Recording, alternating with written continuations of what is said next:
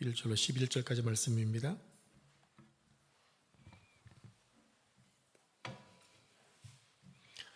요한복음 2장 1절로 11절까지 말씀을 한 절씩 교독하겠습니다. 사흘째 되던 날 갈릴리 가나에 혼례가 있어 예수의 어머니도 거기 계시고 예수와 그 제자들도 혼례의 청함을 받았더니 포도주가 떨어진지라 예수의 어머니가 예수에게 이르되 저들에게 포도주가 없다 하니 예수께서 이르시되 여자여 나와 무슨 상관이 있나이까 내 때가 아직 이르지 아니하였나이다. 그 어머니가 하인들에게 이르되 너희에게 무슨 말씀을 하시든지 그대로 하라 하니라. 거기에 유대인의 정결 예식에 따라 두세 통 드는 돌 항아리 6이 놓였는지라. 예수께서 그들에게 이르시되 항아리에 물을 채우라 하신즉 아기까지 채우니 이제는 떠서 연회장에게 갖다 주라 하심에 갖다 주었더니 연회장은 물로 된 포도주를 맛보고도 어디서 났는지 알지 못하되 물도 온 하인들은 알더라.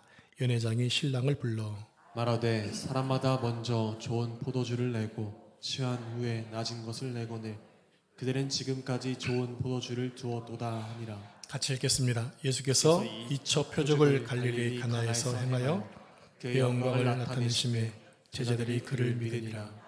아멘. 이 말씀은 살아계신 하나님의 말씀입니다. 아멘. 오늘도 하나님께 예배하는 여러분 가운데 하나님의 은혜와 평강이 가득하시기를 축복합니다. 옆 사람에게 고백합시다. 하나님의 은혜와 평강이 가득하시길 바랍니다. 네, 오늘 지난주 동일한 말씀을 선택한 이유가 있습니다. 못다한 이야기를 하고 싶어서입니다. 지난주에 3개, 4개의 예를 들어서 설명하느라고 이 부분을 잘 못 다룬 게 있어서 다시 본문의 말씀을 가지고 지난주에 하지 못했던 이야기를 하겠습니다. 성경의 초반인 창세기 3장에 보면 2장에 보면 아담과 하와가 결혼한 장면이 나오죠. 그리고 구약 성경 전체는 신랑이신 하나님과 신부인 이스라엘이 혼례를 치르고 지내는 과정들의 이야기가 구약 성경입니다. 또 신약에 와서는 예수님이 첫 번째 기적이 혼인잔치집에서 포도주를 만드신 것이었고 예수님의 사역 가운데 혼인잔치 비유도 하시고 성경의 마지막인 요한계시록 후반부에서 또 혼인잔치, 천국 혼인잔치를 기록한 것으로 성경을 마무리하고 있습니다. 요한복음은 가나 혼인잔치집에서 물로 포도주를 만드신 것을 예수님의 첫 번째 기적으로 기록하고 있습니다. 사복음서에 많은 기적들이 나오잖아요. 그런데 마태복음, 마가, 누가복음에서 첫 기적이라고 언급한 게 없어요. 마태복음에서는 문둥병자를 고친 게 첫 번째 기적이었지만 요한복음 4복음서에서는 즉 세계 복음사 기록된 이후에 30년 후에 요한복음이 기록되었는데 가장 늦게 기록한 요한복음에서 첫 번째 이적이라고 설명하고 있는 분이 오늘 본문의 말씀이에요. 그러면 왜 이것을 첫 번째 기적이라고 말씀한 걸까요? 그 답이 11절에 나와 있습니다. 우리 11절 말씀을 같이 합독하겠습니다. 시작. 예수께서 이 첫 표적을 갈릴리 가나에서 행하여 그의 영광을 나타내심에 제자들이 그를 믿으니라. 네, 노란 글자가 있죠. 첫 표적. 중요한 단어는 바로 표적이라는 사인이라는 단어입니다. 표적이라는 말은 단순한 초능력 시연이 아니라 예수님이 누구신지를 보여주는 상징이라는 것입니다. 즉 표적을 통해서 우리는 무엇을 봐야 된다? 표적을 일으키신 예수님을 봐야 한다라는 겁니다. 예수님은 초청받은 가나 혼인잔치집에서는 아무도 예상 못한 일이 생겼습니다. 잔치가 한창 진행되는 가운데 가장 중요한 포도주가 떨어진 것이에요. 그때 예수님의 어머니가 예수님에게 이렇게 말씀하시죠. 저희에게 포도주가 떨어졌다. 그런데 이 말은 단순한 상황 설명처럼 보이지만 당시의 문화와 관습을 생각하면 결코 가볍게 넘길 수 있는 문제가 아니었다라는 겁니다. 예수님 당시 유대 사회에서의 혼인잔치는 단순한 식사 자리가 아니라 한 가문의 명예와 체면이 걸린 아주 중요한 잔치였다고 하는 거예요. 그런 가운데 포도주가 떨어졌다는 것은 손님을 제대로 대접하지 못했다는 평생 남을 수 있는 수치가 되었다는 얘기죠. 이런 상황에서 예수님의 어머니는 이 문제를 누구에게 가지고 왔느냐? 예수님에게 가지고 왔습니다. 실은 누구한테 가지고 와야 되나요? 혼주한테 가지고 와야 되는데 신기하게도 어머니는 예수님께 가지고 왔습니다. 그러자 하인들은 예수님은 하인들에게 아주 이상한 말씀을 하세요. 우리 함께 7절 말씀을 같이 합독하겠습니다. 7절. 예수께서 그들에게 이르시되 항아리에 물을 채우라. 하신즉 나귀까지 채우니. 네, 포도주가 떨어진 것하고 아무런 관련이 없어 보이는 명령의 종들은 순종을 해서 항아리에 아기까지 물을 채웠다고 기록합니다. 그러자 그 물이 뭐로 바뀌었어요? 포도주로 바뀐 거죠. 자, 우리 이 장면을 읽다 보면 이런 생각을 할 수 있습니다. 아, 예수님이 기적을 행하셨네? 단순하게 볼 수가 있습니다. 왜냐하면 예수님은 기적을 수없이 일으키셨기 때문에. 하지만 여기서 멈추면 이 기적의 진짜 의미를 놓칠 수 있다는 겁니다. 왜 예수님의 첫 번째 기적이 물로 포도주를 만드신 것일까요? 왜 병자를 고치는 기적도 아니고 죽은 자를 살리는 기적도 아니고 술을 만드신 것일까요? 왜 크고 위대한 능력을 종교의 중심지였던 예루살렘이 아니라 시골의 작은 마을의 한 가정에서 일어나고 있는 그 잔치에 포도주를 만드신 것으로 첫 이적을 시작하신 것일까요? 바로 이 질문이 예수님의 첫 번째 기적의 핵심이라는 겁니다. 여러분, 예수님의 첫 번째 기적은 예수님의 능력을 과시하는 사건이 아니었습니다. 오히려 철저히 감추어진 기적이었다고 하는 거예요. 첫 번째 기적은 그 호린집에 참석한 대부분의 사람들이 몰랐습니다. 그러나 그 기적에는 분명한 메시지가 있다는 것이에요. 그것은 예수님의 사역은 거대한 기적에서 시작하지 않고 있다는 얘기죠.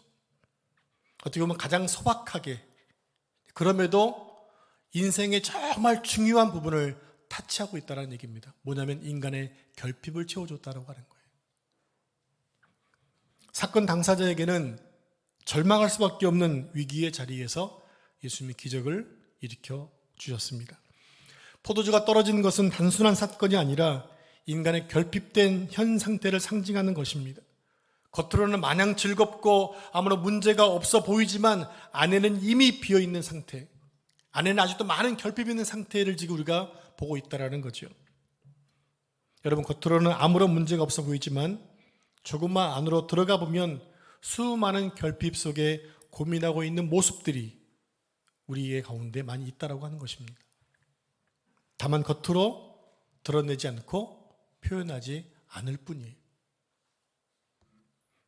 그래서 어떤 분에게 한번 괜찮으세요? 물어보면 갑작스럽게 얼굴이 굳어지고 눈물을 핑 흘리는 분도 계세요.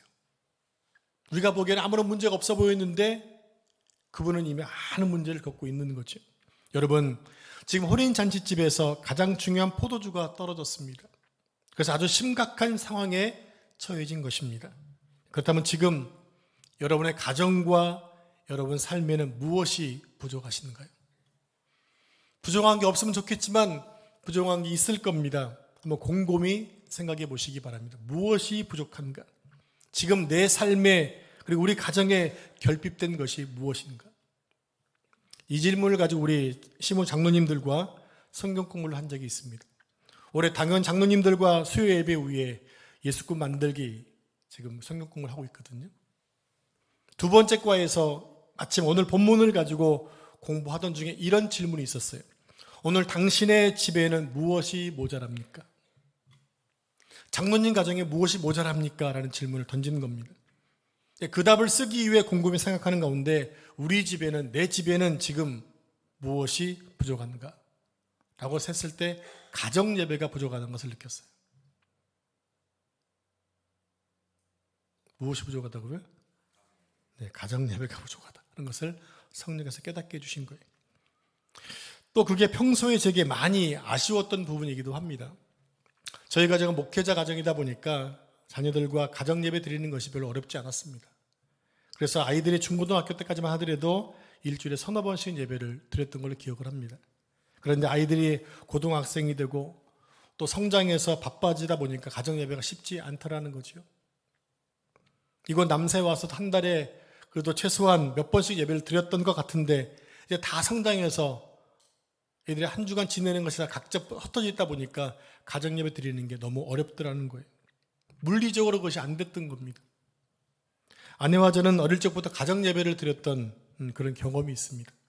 제가 학생 때만 하더라도 거의 가정 예배를 드렸던 걸 기억하고 있는데 어머니가 경제 활동을 하시면서 피곤한 가운데서도 저녁이 되면 꼭 아예 삼형제를 둘러 앉혀놓고 예배를 인도하셨어요. 저희 식구가 5명입니다. 아버지, 어머니, 삼형제. 그래서 5명이 모이는 날은 성경 5장을 읽었습니다. 또 아버지가 근무하고 안 계신 날은 4장을 읽었습니다. 한 절씩 돌아가면서 윤독을 하는 거예요. 하다 보니까 이게 자꾸 틀리니까 벌칙을 세우기로 해. 뭐냐, 한 글자 틀리면 100원 벌금. 그래서 그렇게 읽다 보니까 이게 성경을 잘 안 틀리고 읽게 되어지더라고요. 기도는 어떻게 하느냐, 마무리 기도. 성경 봉독을 하고 끝났을 때 다음 살 할 거 없는 그분이 바로 기도자가 되는 거예요. 그런데 기도를 길게 하시는 어머니에게 걸리면 뭐 창세기부터 요한계시록 하니까 그냥 졸았던 적이 있습니다. 근데 아버지가 하면 나이스, 짧게 끝나거든요. 자, 그것이 저희 가정만의 독특한 가정 예배 순서였습니다. 자, 그 가정 예배를 통해서 예배의 소중함과 가족 공동체 그리고 부모님의 신앙을 배울 수가 있었습니다. 또 아내의 경우에는 장인어른이 기도를 길게 하시는 스타일이어가지고 아내도 많이 졸았다는 얘기를 하더라고요. 근데 엄마 아빠가 어릴 적부터 가정 예배에 익숙해 있었기 때문에 아이들과 함께 예배하기가 어렵지 않았습니다. 그리고 아이들이 어릴 적에는 매일 들어도 문제가 안 됐습니다. 그런 아이들이 크고 바빠지니까 가정 예배가 소홀해지게 되더라는 겁니다. 그래서 늘 아쉬운 마음이 있었는데 장로님들과 성경 공부를 하면서 지금 우리 가정에 부족한 것이 가정 예배임을 깨닫고 나서 결단하고 기도한 다음에 집에 가서 아이들한테 또 허락을 받아야 되잖아요. 그래서 아이들이 흔쾌히 허락해 주어서 금요일 날 서울에서 내려오면 금요일이 끝나고 나면 집에 가서 둘러앉아가지고 성경을 읽고 이렇게 기도하고 마칩니다. 일주일에 한 번밖에 안 드려지는 짧게 드리는 예배이지만 그 시간이 너무 소중한 거예요. 왜냐하면 그 시간을 통해 아이들의 영적 상태를 점검할 수 있거든요. 왜냐하면 흩어져 있으면 어떻게 지내는지 모르잖아요. 그런데 예배를 드리면서 어떻게 지내니라는 것을 듣다 보게 되면 영적 상태를 진단할 수가 있다는 것입니다. 그 시간은 우리 예수님이 우리 집안의 주인이심을 공식적으로 인정하는 시간이기도 합니다. 그래서 전 세대 예배를 드리는 교회 목사님이 이런 말씀하셨어요. 가정 예배는 흉내만 내도 복을 받는다. 한번 따라해 보실래요? 가정 예배는 흉내만 내도 복을 받는다. 그 말씀이 실감이 났습니다. 포도주가 떨어진 위기 상황에서 예수님이 일하십니다. 예수님은 떨어진 포도주를 넘치도록 채워주셨습니다. 더 맛있는 것으로 풍성하게 바꾸어 주셨습니다. 6절에 보면 혼인집에 유대인의 정결 예식을 따라 두세 통들은 돌항아리 6개가 있다고 했습니다. 이 돌항아리는 포도주를 담는 용기가 아니라 정결 예식, 즉 손과 발을 씻는 데 필요한 물을 담는 항아리였어요. 혼인집에 돌항아리가 몇 개 있었다고 했죠? 뒷동네 몇 개요? 6개가 있다고 했습니다. 여러분, 돌항아리가 얼마나 중요하기에 숫자까지 기록해 놓았을까요? 여러분, 성경은 숫자를 그냥 쓰지 않습니다. 그래서 숫자가 언급되면 거기에 반드시 숫자를 쓸 의미가 담겨져 있는 거예요. 그래서 우리는 6이라는 숫자의 의미를 반드시 확인하고 넘어가야 됩니다. 유대 전통에서 6은 불완전한 숫자입니다. 6은 완전한 숫자 7에서 하나가 모자란 숫자예요. 이게 뭘 의미할까요? 숫자 6이 의미하는 것은 사람의 힘과 사람의 능력으로 채울 수 없는 빈 자리와 빈 공간이 있다는 것을 상징합니다. 여러분, 우리 사람에게는 아무리 노력해도 채울 수 없는 한계와 부족한 것들이 있죠. 사람에 따라 다 다릅니다. 어젠가 쇼츠를 봤는데 이 100m 달리기 세계 기록이 깨졌어요. 근데 얼굴만 비춰줬을 때는 키가 별로 안 커 보여서 얼굴이 또 머리가 작았거든요. 근데 나중에 전신을 보여주는데 칼 루이스, 그다음에 또 누구였죠? 최근에 막 쏘는 우사인 볼트 보다 더 키가 더 큰 거예요. 그 친구가 기록을 깼어요. 세계 기록을 깼다고요. 그런데 여러분, 거기에는 달리기를 잘하려면 일단 농다리여야 하더라고요. 쇼다리는 한계가 있습니다. 그런데 또 거기에 또 키가 작으신 분들이 잘하는 게 뭡니까? 체조란 말이에요. 안마, 이런 철봉하는 것들은 키가 작으신 분이 해야 돼요. 우사인 볼트처럼 키가 큰 사람이 하면 진짜 안 어울릴 거예요. 그만한 사람이 스케이팅을 탄다? 무슨 쇼트를 피겨 스케이트 탄다? 안 어울리잖아요. 그러니까 자기에 맞는 뭔가 있게 되어지는 거죠. 그런 것처럼 사람한테는 결핍된 것이 있을 수밖에 없어요. 대신에 자기에게 잘하는 것들을 잘하면 되는데 우리는 늘 없는 것에 대한 결핍증 가지고 고민하는 경우가 참 많이 있죠. 우리의 빈자리 결핍된 것을 채워주실 수 있는 분은 하나님이신 줄 믿습니다. 왜냐하면 우리 하나님은 공급자이시기 때문에 그렇습니다. 하나님은 지난 시간 동안 우리의 모든 필요를 채워주시고 공급해 주셨어요. 여러분들이 그동안 건강하고 또 실력과 능력이 많아서 물질의 어려움 없이 또 건강하게 지낼 수 있었다고 생각할 수 있습니다. 그런데 여러분이 누리고 있는 그 모든 것들을 주님이 공급해 주지 않으셨다면 과연 그렇게 살 수 있었을까요? 이 땅에 있는 모든 것들 중에 내 것은 아무것도 없습니다. 그 사실을 아셔야 우리 삶 속에 모자란 것이 있을 때 공급자신 그분을 찾게 되어진다고 하는 거예요. 저는 목회자이다 보니까 하나님의 공급하심을 더 실감하게 경험하고 살았던 경우가 참 많이 있습니다. 제가 2000년도에 서울에서 부교육자로 사역할 때였습니다. 그 교회에서 사역을 마치고 후임지가 결정된 이후에 사임을 했는데 사역할 교회에 갑자기 사정이 생겨서 그 교회에 부임하지 못하고 3개월 동안 쉬었던 적이 있습니다. 그러다 보니까 경제가 상당히 어려웠죠. 그 시점에 막내 아이가 태어났거든요. 그러니까 돈이 많이 들어갈 상황이었는데 제가 사역지가 없게 된 거였어요. 그래서 3개월을 쉬었습니다. 그런데 전에 있던 교회 집사님 한 분이 저에게 전화를 주셨어요. 잘 지내고 계십니까? 그 상황을 제가 설명을 했죠. 그랬더니 집사님이 생각지도 못한 것들을 저희 것을 만족하게 채워주셨던 적이 있었습니다. 근데 신기한 게 뭐냐면요. 그분은 저와 교회에서 아무런 연관이 없었어요. 교구가 같았다라든지 부서가 같은 것도 아니었어요. 그냥 교회 집사님이셨고 저는 그냥 부목사였을 뿐이에요. 근데 그분이 그때 그렇게 채워주셨고 지금까지도 추석 때가 되면 맛있는 포도주가 아니라 포도를 보내주세요. 하나님이 채워줬다는 생각을 하고 있는 거죠. 저는 그때 그 상황을 경험한 후부터 물질이나 사역에 대해서 고민하지 않습니다. 왜? 하나님이 나의 공급자이심을 철저히 경험했고 믿고 있기 때문에. 하나님이 저의 주인이시고 공급자이심을 믿는 믿음이 너무 중요하다고 하는 거예요. 왜? 실은 믿음이 중요한 게 아니라 하고 계시거든요. 그래서 알고 있는 게 중요하고 고백하는 게 중요하고 믿음으로 바라보는 게 중요하다는 거예요. 이후에도 하나님은 제 모든 것들을 공급해 주심을 경험하게 됩니다.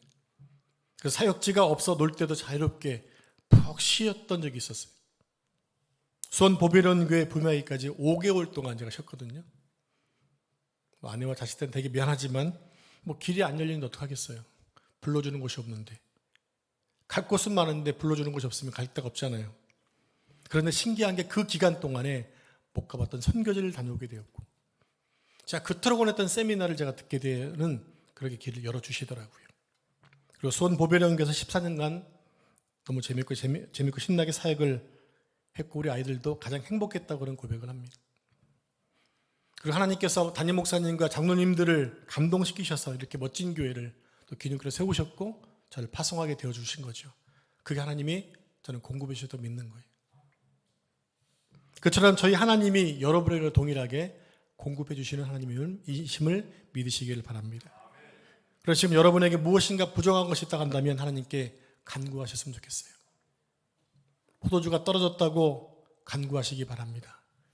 건강이 연약하다고 힘들다고 간구하시기 바랍니다. 물질이 필요하다고 간구하시기 바랍니다. 믿음이 필요하다고 간구하시기 바랍니다. 영적인 갈급함을 채워달라고 간구하시기 바랍니다. 이 빈잔에 가득 채워달라고 여러분 기도하시기 바랍니다. 살아계시고 전능하신 우리 아버지께서는 공급자이시기 때문에 우리의 필요에 따라 채워주시는 분이세요. 우연하게 생겼다고 생각하지 마시고 하나님이 관찰하시고 돌보시다가 채워주셨음을 믿으시기 바랍니다. 저희 모든 필요를 채워주신 공급자 하나님은 여러분의 필요를 채우시는 분이십니다. 자, 6개의 불완전한 항아리에 가득히 채워진 물은 나중에 맛좋은 포도주로 바뀌어지게 되죠. 자, 이제 본문 9절 10절 말씀을 한 절씩 교독하겠습니다. 연회장은 물로 된 포도주를 맛보고도 어디서 났는지 알지 못하되 물도온 하인들은 알더라. 연회장이 신랑을 불러 사람마다 먼저 좋은 포도주를 내고 취한 후에 낮은 것을 내거늘 그들은 지금까지 좋은 포도주를 두었도다 하니라. 네, 하인들은 예수님의 말씀에 순종해서 6개의 항아리에 물을 아기까지 채웁니다. 그리고 물을 떠서 연회장에게 갖다 줍니다. 그래서 잔치의 총책임자인 연회장이 포도주를 맛보더니 깜짝 놀라서 신랑을 부르는 거예요. 그래서 이렇게 얘기합니다. 그들은 지금까지 좋은 포도주를 두었구나. 여러분, 이 대화가 왜 재밌는가 하면요, 연회장은 이 포도주가 어디서 왔는지 알지를 못합니다. 다만 도랑아리에서 물을 떠온 하인들만 알아요. 그런데 연회장은 신랑이 비싼 포도주를 아껴두었다가 마지막에 내놓은 줄 알았습니다. 예수님이 만든 포도주의 질은 연회장이 놀랄 만큼 아주 맛있는 포도주였다는 거죠. 예수님이 물로 가장 맛있는 포도주로 만들어 주셨습니다. 결혼식에서 부족한 포도주를 만드신 하나님의 아들. 이 이야기가 전해주는 메시지는 아주 단순합니다. 그러니까 예수님이 우리 인간의 기쁨에 관심이 있다라는 거예요. 하나님 우리 삶에 관심이 아주 많으세요. 왜냐하면 그분 우리 아버지시거든요. 예수님은 사람들의 축제에 참여하기 원하시고 그 축제가 망해가는 것을 원치 않으십니다. 그래서 예수님은 당신의 사역 가운데 배고프고 굶주린 자들 그냥 돌려보내지 않으셨어요.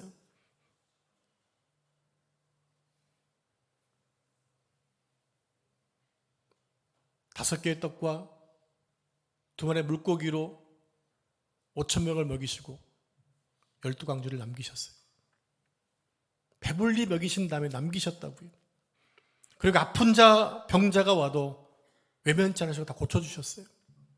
귀신도 쫓아주셨어요.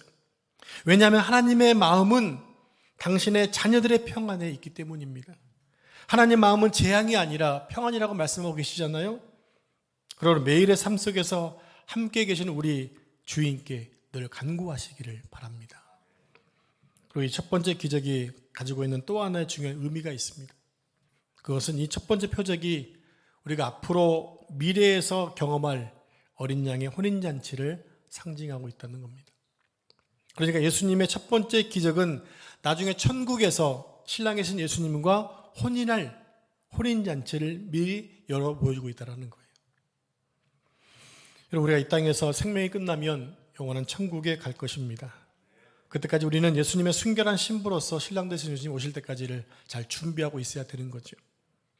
그런데 천국은 아무나 가는 곳이 아닙니다.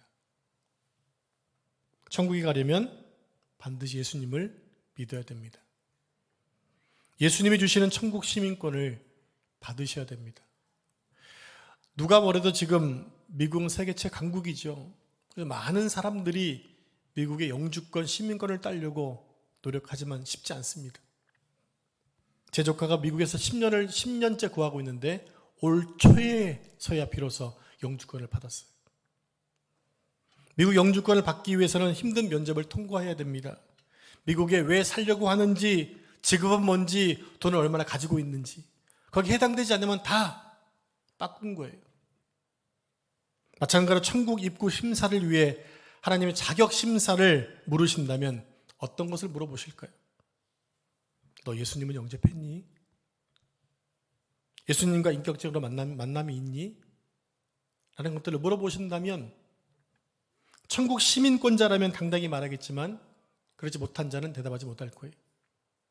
그리고 그들은 결국 입국 거부와 함께 영원의 형벌에 처해지게 될 것입니다. 성경은 예수님을 주라 시인하는 자들만 천국 시민권을 부여받는다고 기록하고 있습니다. 사실 하나님 나라 시민권은 세상에 어떤 것으로도 살 수 없습니다. 돈으로 살 수 있는 게 아닙니다. 명예로 살 수 있는 게 아니에요.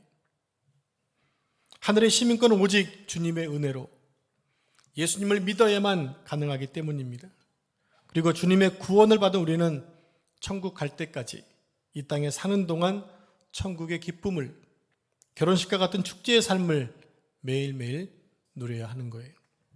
그 일을 위해 우리 예수님이 이 땅에 오셨고 우리를 위해 죽으셨습니다. 그 일은 예수님이 나의 주인 되셔야만 누릴 수 있는 축복이라는 것입니다. 성도 여러분, 여러분은 예수님을 믿으시나요? 구원의 확신은 있으신가요? 여러분은 천국을 믿으시나요? 그렇다면 그 천국이 어디 있습니까? 여러분, 천국이 어디 있나요? 많은 사람은 천국은 하늘 위에 있다. 죽으면 가는 곳이다.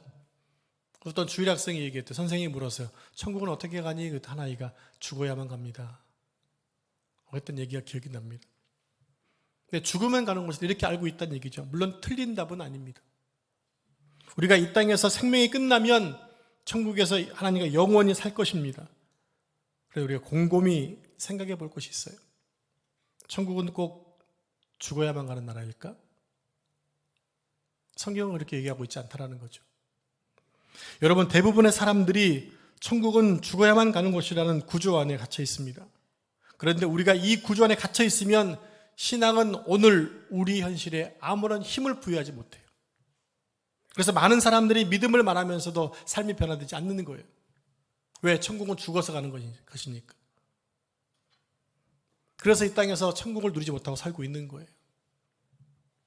여러분, 예수님께서 천국을 말씀하실 때에 미래형을 거의 쓰지 않으셨어요. 대부분 다 현재형을 쓰셨어요. 그러니까 천국에 갈 것이다가 아니라 천국은 그들의 것이다라고 말씀하시는 거예요. 천국은 너희들의 것이다라고 말씀하시는 거예요. 자, 우리 함께 마태복음 5장 3절 말씀을 같이 합독하겠습니다. 시작. 심령이 가난한 자는 복이 있나니 천국이 그들의 것이며. 자, 이 말씀 보시면 천국에 갈 것이다가 아니라 뭐라고 말씀하셨나요? 천국이 그들의 것이다. 즉 천국을 이미 소유했다는 겁니다. 여러분들은 이미 천국을 소유하신 분들이에요. 그러면 소유한 것을 어디서 누려야 되죠? 이 땅에서 누리셔야 되는 거예요. 여러분, 천국은 헬라어 단어로 바실레이아라는 단어입니다. 바실레이아. 이 말은 장소가 아니라 왕국이에요. 왕국. 즉 왕의 통치를 받는 곳. 이게 바실레이아 천국입니다. 그래서 예수님은 천국에 가라고 말씀하지 않고 천국이 너희에게 임했다라고 말씀하시는 거예요. 여러분, 천국은 이미 우리에게 임해 있습니다. 오늘 어쩌면 나의 삶이 지금은 천국의 삶이라는 것이에요. 근데 이것을 알고 가느냐 아니면 모르고 있느냐 너무나 많은 차이가 날 수밖에 없는 거죠. 그렇다면 천국이 임했다는 말이 무슨 뜻일까요? 누가복음 17장 21절 말씀을 같이 합독합니다. 시작. 하나님의 나라는 볼 수 있게 임하는 것이 아니요 또 여기 있다 저기 있다고도 못하리니 하나님의 나라는 너희 안에 있느니라. 아멘. 이 말씀의 핵심은 천국이 어디냐가 아니라 누가 주인이냐는 것입니다. 누가 주인이냐. 그러니까 천국은 어디에 가는 게 아니라 누가 다스리냐의 문제예요. 자, 여러분을 누가 다스리고 계시나요? 하나님이 다스리십니까? 아니면 여러분이 다스리고 계십니까? 정확하게 정직하게 여러분 짚으셔야 됩니다. 우리가 하나님의 통치를 받으면 그곳이 천국입니다. 그럼 우리가 하나님을 믿고 예수님을 내 삶의 주인으로 모시고 사는 그 현장이 바로 천국이라는 거죠. 하나님 우리를 손수 빚어 만드셨습니다. 그리고 예수님은 죄로 인해 죽은 우리를 살리기 위해서 이 땅에 오셨습니다. 그리고 죽으셨습니다. 우리를 창조하시고 우리를 위해 죽으신 예수님을 믿는 사람은 예수님을 주인으로 모시고 사는 사람입니다. 그리고 예수님을 주인으로 모시고 사는 자의 현재가 바로 천국이라는 거죠. 그러니까 천국은 지금 누가 나를 다스리고 있느냐. 내가 중심이면 내가 주인입니다. 내가 주인 되면 생각도 선택도 전부 다 내가 하는 것입니다. 그 사람은 천국과 아무런 관련이 없어요. 그리고 그 사람에게 언제나 결핍이 있게 됩니다. 왜냐하면 자신이 주인 되어 살기 때문에. 그래서 우물가 여인처럼 헛된 것들을 구할 수밖에 없는 거예요. 헛된 것들을 구해요. 왜? 그게 나에겐 필요한 게 헛된 거거든요. 그러나 주님이 채워주심이 아니기에 늘 결핍될 수밖에 없다는 거죠. 그리고 그 모든 것들은 죽으면 가져가는 게 아니잖아요. 다 놓고 가는 것에도 불구하고 그것을 구하기 얼마나 많은 시간 투자하고 사는지 모릅니다. 그러나 예수님이 주인 되셔서 통치하시는 삶이 바로 천국의 삶입니다. 그래서 천국은 죽어서 가는 나라가 아니라 지금 우리가 살고 있는 삶의 현재라는 것입니다. 거기 어떤 결핍이 있다면 주님께서 넉넉하게 풍성하게 채워주실 것입니다. 이걸 놓치면 천국은 미래가 되는 거예요. 천국은 현재인데 미래가 되어진다고요. 이걸 잡으면 천국은 현재가 되는 거예요. 그러니까 천국은 죽어서 가는 것이 아니라 지금 예수님의 통치 안에 살고 있는 현재가 바로 천국이라는 사실입니다. 이제 우리 함께 요한계시록 19장 7절 8절 말씀 한 절씩 교독하겠습니다. 우리가 즐거워하고 크게 기뻐하며 그에게 영광을 돌리세 어린 양의 혼인 기약이 이르렀고 그의 아내가 자신을 준비하였으므로 그에게 빛나고 깨끗한 세마포 옷을 입도록 허락하셨으니 이 세마포 옷은 성도들의 옳은 행실이로다 하더라. 아멘. 이 말씀 우리가 천국에 이 땅에서 천국을 살다가 우리 주님이 다시 오실 때에 우리가 부활하고 혼인잔치의 주인공이 되어서 영원한 천국을 살게 된다는 것을 말씀하고 있는 것입니다. 그래서 요한은 예수님의 첫 번째 기적을 혼인잔치로 배치를 했고 성경의 마지막 부분에서 혼인잔치를 또다시 언급하고 있다는 얘기입니다. 신약 또한 동시에 결혼 생활이라는 얘기예요. 천국의 삶을 살라는 것이에요. 사랑하는 여러분, 예수님의 첫 번째 기적의 배경은 혼인잔치였습니다. 잔치집은 웃고 떠들고 박수치고 춤추는 곳입니다. 하나님의 아들이 거기에 계셨고 하나님은 아들을 통해서 거기에 떨어진 포도주를 마시는 포도주로 바꾸어 주시고 채워 주셨습니다. 잘못했으면 망할 뻔한 결혼식에 주님이 계심으로 인해 기회가 되었고 기적이 되었고 축복이 되었고 축제가 되었다는 사실입니다. 여러분, 이 시간 여러분의 주인이 다시 한번 누구신가를 확인해 보시기 바랍니다. 그래서 예수님이 여러분의 삶의 주인이 되셔서 여러분을 다스리게 하시고 주장하게 하셔야만 합니다. 여러분의 삶에 떨어진 포도주가 있다면 여러분의 주인이신 예수님께 구하시기 바랍니다. 그럼 여지껏 한 번도 맛보지 못한 맛 좋은 포도주를 맛보게 될 겁니다. 한 번도 경험하지 못했던 기적을 체험하게 되실 것입니다. 우리 공급자 되시는 하나님께서 채워주시는 충만함을 누리게 될 것입니다. 그게 바로 천국의 축제인 것입니다. 사랑하는 여러분, 누가 우리의 인생을 연주하냐에 따라서 인생의 질이 결정됩니다. 우리가 아무리 오래 예수님을 믿었어도 예수님이 우리의 주인 되지 않으신다면 우리는 예수님과 상관없는 삶을 살고 있는 거예요. 예수님을 모신 자만이 주님이 베푸신 축제를 누릴 수 있다는 겁니다. 예수님을 주인으로 모신 자만이 현세에서 천국의 삶을 누릴 수가 있는 것입니다. 그리고 현세에서 천국을 누린 자만이 영원한 천국에 이르게 될 것입니다. 그러면 우리 삶의 필요를 공급해 주시고 풍성케 해주시는 주님을 모시고 사는 여러분 되시기를 축복합니다. 여러분의 빈잔 높이 드시고 공급자이시고 주인이신 우리 주님께서 채워주시기를 기도하며 살아가는 삶 되시기를 축복합니다. 기도하겠습니다. 우리의 삶을 주관하시고 우리의 필요를 채워주시는 하나님 감사합니다. 오늘 가나 혼인잔치에 있었던 첫 번째 기적을 통해 주시는 교훈들을 생각해 보며 우리의 결핍을 채워주신 주님께 날마다 간구하게 하시고 주님만을 바라보게 하시고 주님의 주인 되심을 고백하는 삶을 살게 하시고 이 땅에서 천국의 삶을 누릴 뿐만 아니라 영원한 천국에 갈 수 있는 그날을 기대하며 우리 주님을 기다리며 믿음의 길을 갈 수 있는 은혜 허락해 주시옵소서. 지금 부족한 거 어려운 것 때문에 주저앉아 있지 않게 하시고 날마다 나를 살피고 계시는 그 주님께 간절히 간구하며 주님과 연합하여 하나님의 기적의 삶을 매순간 누릴 수 있는 은혜 허락해 주시기를 소망합니다. 우리 성도의 삶을 축복하시사 하나님 빈잔에 주님 가득 채워주시고 그 빈잔의 것을 통해 영광 올려드리며 주님만을 찬송할 수 있는 생활 살아가도록 우리 모두를 축복해 주시옵소서. 이 모든 말씀 우리 구원자 되시고 우리 주인 되시는 예수님의 이름으로 기도합니다.